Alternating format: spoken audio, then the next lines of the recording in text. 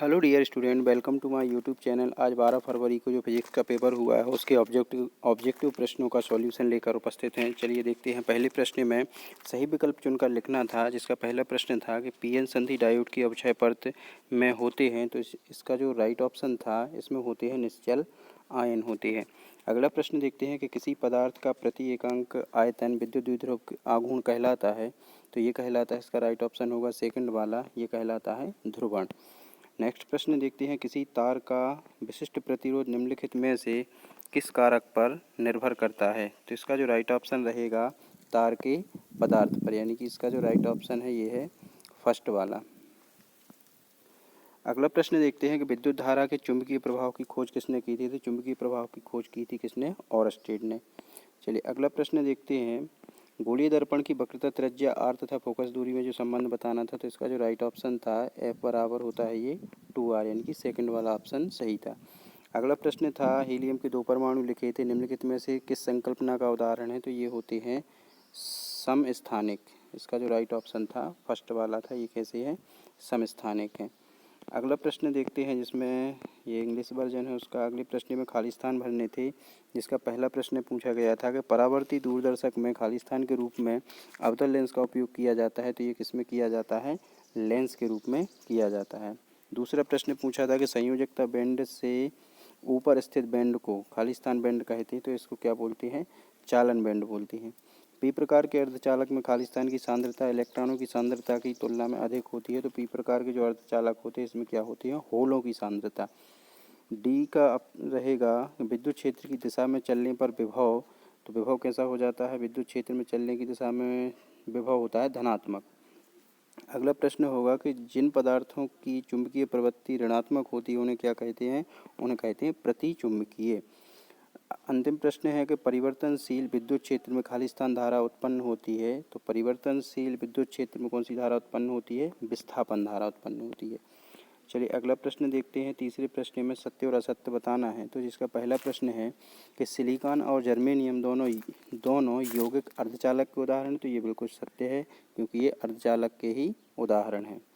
दूसरा देखते हैं कि कोटर गुहा के भीतर विद्युत क्षेत्र सदैव ही शून्य होता है, तो ये भी कैसा है, सत्य है। अगला प्रश्न देखते हैं कि अर्धचालकों की प्रतिरोधकता ताप बढ़ाने पर बढ़ती है, तो ये असत्य रहेगा क्योंकि अर्धचालकों की प्रतिरोधकता है जो ताप बढ़ाने पर घट जाती है, क्योंकि वो चालक की तरह व्यवहार करने लगती हैं। तो प्रतिरोधकता कैसी होती है, इनकी कम हो जाती है और चालकता बढ़ती है इनकी।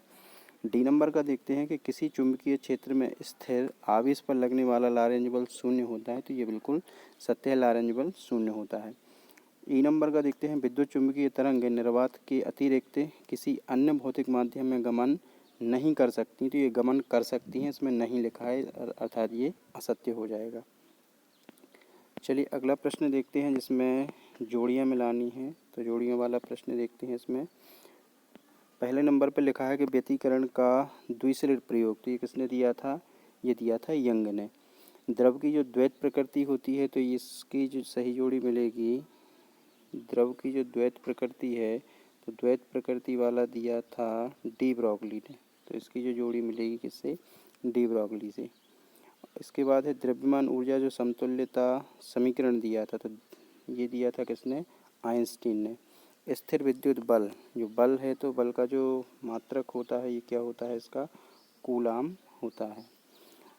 ई नंबर पे लिखा है कि प्रेरित धारा की दिशा, प्रेरित धारा की जो दिशा होती है किस नियम से दी जाती है, लेंज के नियम से दी जाती है। विद्युत चुंबकीय जो तरंगें हैं ये किसने दी थी, मैक्सवेल ने दी थी। तो अपनी जोड़ियाँ अवश्य मिला लें जितनी भी सही हो। चलिए अगला प्रश्न देखते हैं, जिसमें एक वाक्य में या एक वाक्य में उत्तर देना है। तो पहला प्रश्न देखते हैं कि शुद्ध अर्धचालक में त्रिसंयोजी अशुद्धियाँ मिलाने पर किस प्रकार के अपद्रवी अर्धचालक प्राप्त होते हैं, तो इसमें त्रिसंयोजी मिले हैं, तो त्रिसंयोजी में क्या होता है, पी प्रकार के होते हैं। चलिए बी नंबर का प्रश्न देखते हैं कि वायु में स्थित एकांक धनावेश से निकलने वाले कुल विद्युत फ्लक्स का मान कितना होता है, तो इसका जो विद्युत फ्लक्स का मान होता है ये कितना होता है, 1/ε0।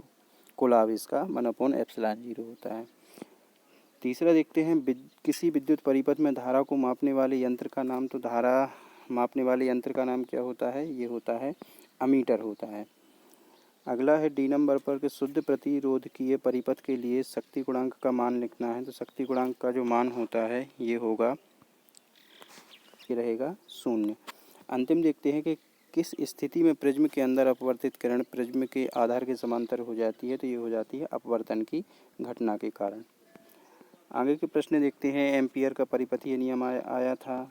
आगे जो थ्योरिकल प्रश्न है इसका सॉल्यूशन अगली नेक्स्ट वीडियो में आपको प्रोवाइड करने का प्रयास करेंगे। चलिए वीडियो को यहीं समाप्त करते हैं। वीडियो अच्छा लगेगी तो लाइक और शेयर ज़रूर करें। Thank you for watching.